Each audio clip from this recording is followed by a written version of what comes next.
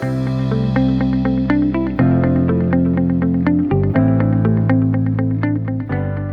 and welcome to the Cardinal News of Virginia, the podcast from cardinalnews.org. We're a nonprofit news outlet covering Southwest and Southside Virginia at cardinalnews.org. The Cardinal podcast is sponsored by 5 Points Creative, a full-service award-winning marketing firm serving clients all over the U.S. from their headquarters in Roanoke, Virginia. I'm Dutchie Jessee for Cardinal News. The 2025 General Assembly session has come and gone with the usual whirlwind of bills passed and killed. And to sort it all out and kind of give us some takeaways and interesting items of note, we've got Elizabeth Beyer, who covers politics and policy for Cardinal News from Richmond. Hi, Elizabeth. Thanks for coming. Hi, thanks for having me. Yeah, so it was a whirlwind of a session, started back in January, and it started late because of a water crisis in Richmond. So it started, I think, 3 days late, maybe several days late. But it finally happened, and it wrapped up in late February. It was a short session. So the state's budget is always a big part of what's going on every year, and that people are looking at. It takes a lot of time. So I wondered if you would tell us anything, especially pertinent to Southwest and Southside Virginia, which is our coverage area, that did pass in the budget this year. Yeah, definitely. So just a couple points about the budget ahead of time. So the Senate voted 37-3 to pass the budget amendments, and the House approved the spending bill in an 81-18 vote. So that signals like a huge level of bipartisan support as it heads to the governor's desk. So Governor Glenn Youngkin still has the ability to line item veto some things in the budget that he doesn't like. But as of right now, the budget includes about $100 million for flood mitigation and recovery in Southwest Virginia, and that's $50 million for Hurricane Helene related damages and to build houses to better withstand flooding in communities that are prone to high water. The other $50 million would be put into the Virginia Community Flood Preparedness Fund. The budget also includes a one-time 1.5% bonus for state employees, as well as a $1,000 one-time bonus for teachers, and a one-time tax rebate of $200 for single filers and $400 for joint filers to be paid out to Virginia taxpayers. So all that said, we've got a lot of stuff in the budget for local items in Southwest and Southside Virginia. So under the economic development umbrella, we have $20 million for the Virginia Business Ready Sites program, $15 million for site development in Pulaski County that could be used for data center or related development, $4 million to develop clean room space.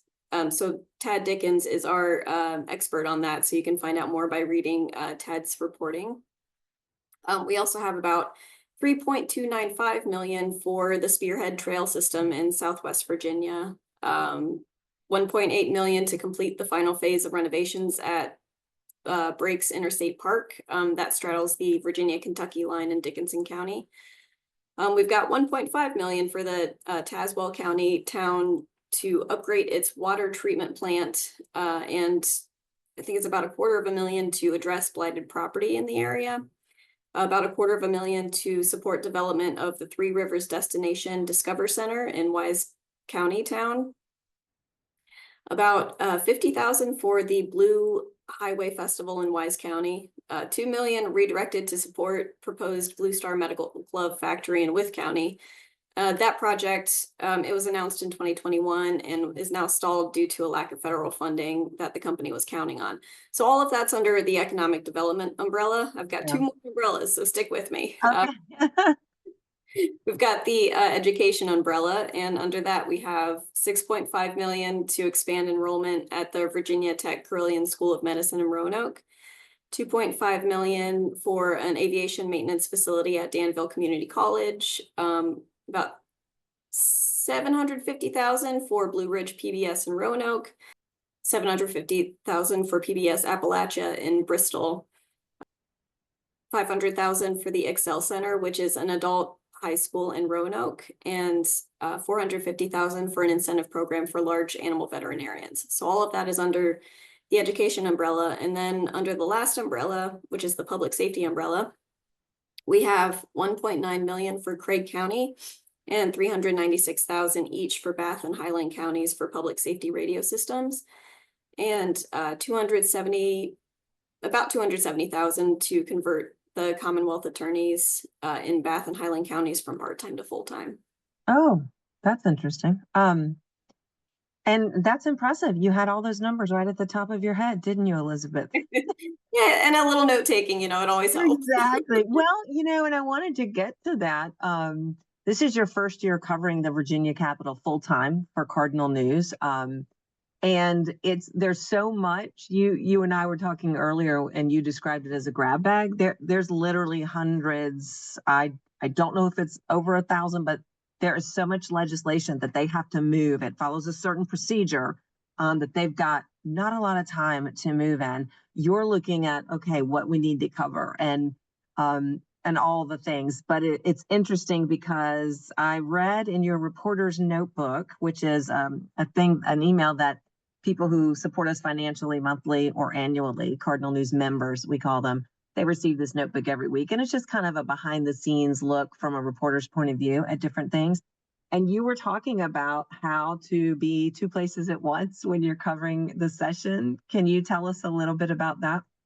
Yeah, definitely. So a lot of times there are committee meetings. There's a lot of committee meetings happening. That's like the first place that bills start. They have to start, they're assigned to a committee. They start in that committee. They have to make it out of a committee or subcommittee in order to make it to the floor. And so, maybe there's like a bill or two that is going to be heard in a committee that's happening at the same time as another committee, potentially in like another chamber. Like there's multiple committees happening in the Senate chamber, multiple committees happening in the House chamber. And maybe there's like a couple different pieces of legislation in each committee that's happening concurrently at the same time that I need to cover. So this is where ADHD becomes kind of like a superpower. I put one Bluetooth earphone in one ear, and then I queue up the live stream of one of the committees. And then I sit in the committee room and have my other ear free in that committee room. So I'm kind of like listening to both committees at the same time and listening for the bills that I'm interested in as they get called for a hearing and for their patrons to present them. That's impressive. So we appreciate it that you're covering it. That wouldn't have been possible, wasn't possible. I spent a little time covering the Capitol years ago. So it was before virtual meetings, all these things that have radically changed how the processes work and expedite things. But yeah, you couldn't be in two places at once at that time. So we appreciate your efforts on behalf of Cardinal News. Sometimes, they don't even pass the budget. Getting back to the budget, they don't even pass it during session, and they keep having to extend. I remember one year in recent years, it was June that they were still fighting this out. But it sounds like from the vote you gave earlier that it didn't seem like on its face it was a very contentious process this year. Am I right on that? I would say that's pretty accurate. We had a lot of Republican lawmakers even come out and say that they were in support of maybe like 75 to 90% of what was in the budget. There's always going to be like 25 to 10% that, lawmakers won't agree on, but they'll, make concessions overall for, the good of the Commonwealth, I think. I think we had a couple of different budget conferees, and those are the folks that kind of like get together and hash out the differences, because the House and the Senate introduce their own budget priorities, and they have to like mesh them together in this conference committee in order to kind of like smooth out those differences. So we've had, from our area, we had Senator Todd Pillion and Senator Cree Deeds and Delegate Terry Austin as budget conferees, and I believe it was Senator Pillion who said that he was pretty happy with the budget that came forth. Obviously, there were some things that he didn't fully agree with, but overall, he thought the process would, from my understanding, he thought the process ran pretty smoothly and could support most of it. There's a lot of there's a lot of legislation, as we've mentioned, and quick meetings, votes on the floor. It can be a little chaotic, actually, in the House, from my memory. The Senate has kind of a different vibe, but the sheer volume of work is kind of mind blowing, and it can be easy to overlook that there are some very human stories that end up coming out of these sessions and in speeches on the floor of each chamber. You did a few profiles this session that were very interesting and that fall into that category. And I wonder if you would mind sharing what you published on Republican Senator Chris Head of Botetourt. He had a bill that he was putting forth, and it was based on a pretty rough emotional story and a tragedy in his own life. Would you mind sharing that here? Sure. So, Senator Chris Head, I am very appreciative to him for sharing his story with me. He shared on the floor during a bill presentation to a Senate committee about how he and his family experienced a stillbirth of his firstborn son. And he told me in an interview after he shared that testimony that happened at a time in his and his wife's life where they maybe didn't necessarily have like enough money put away to support the costs of healthcare for Senator Head's wife, as well as the baby who died shortly after he was born. He actually died in the arms of Senator Head and his wife. So following up on that experience, Senator Head has presented this bill once before in the House of Delegates. He used to be in the House of Delegates before he became a state senator.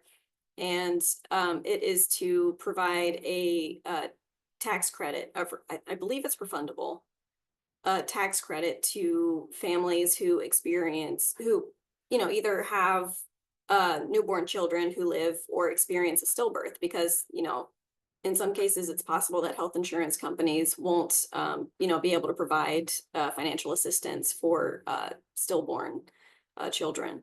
So that's something that Senator Head has kind of like put forth. Unfortunately, the bill died in committee because it was I believe it was a funding initiative. It had some money attached to it, and usually in odd number years, that's not when funding mechanisms are taken up outside of the budget. So as a matter of policy. So based on that policy, that's the reason why I didn't make it out of committee. But Senator Head said that he is, looking forward to presenting the bill again next year, potentially. Yeah. Well, thank you for sharing that. And thanks to him also for sharing that with you and sharing it with our readers ultimately and our listeners now. Another lawmaker you wrote about was, Bill Stanley, who is Republican state senator from Franklin County, and he puts forth a lot of things involving animal rights. Can you tell us about some of that and what you've learned talking to him this session?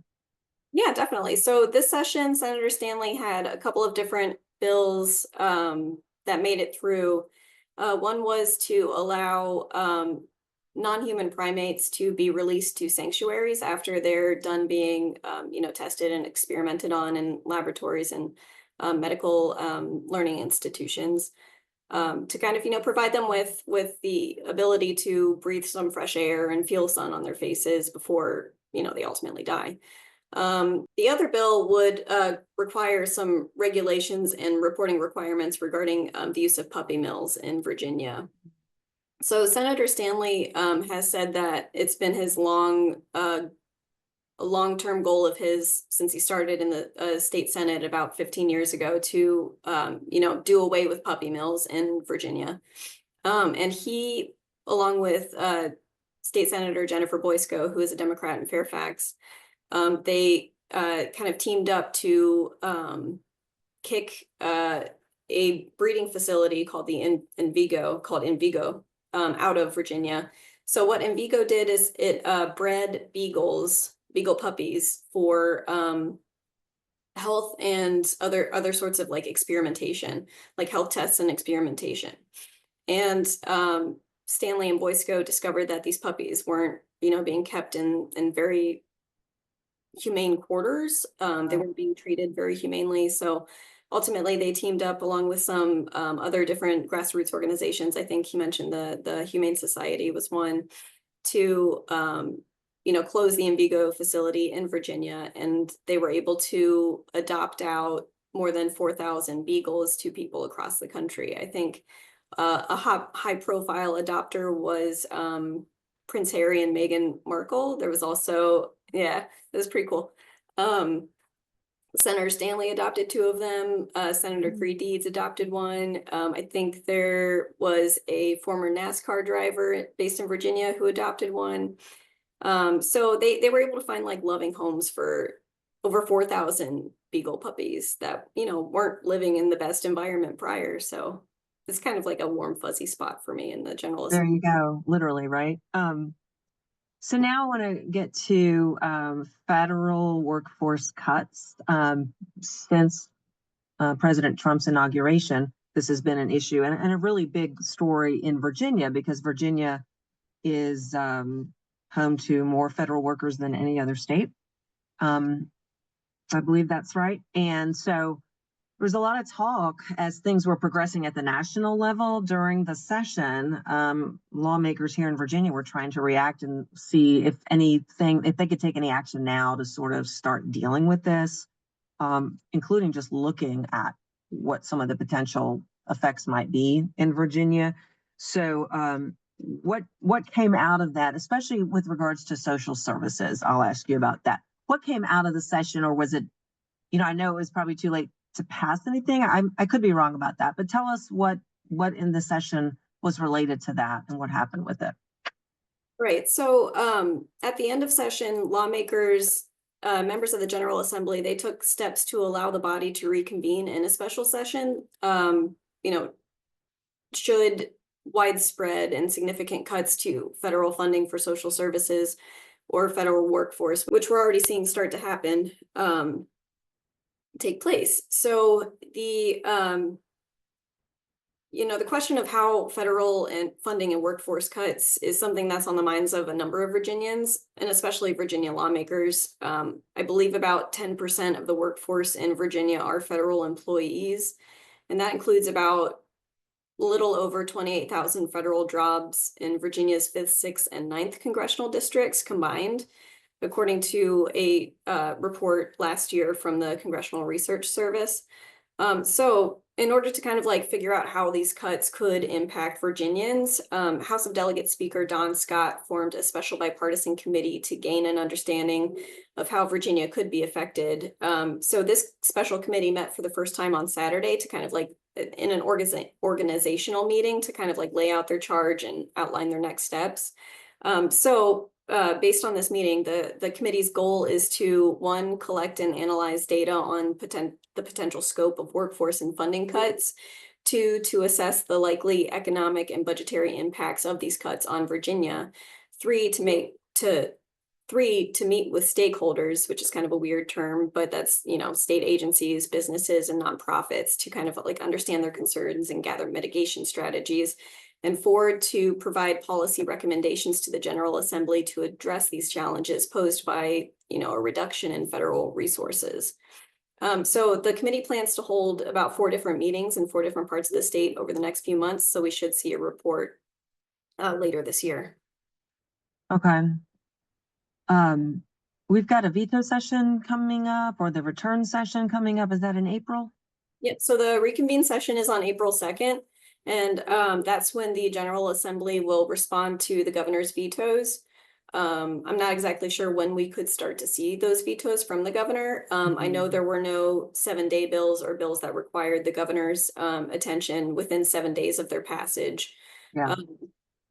So he will, the General Assembly will take action on both the budget, and the General Assembly will address the governor's actions on both the budget and the vetoes that he hands down over the course of the next 6 or so weeks. Yeah.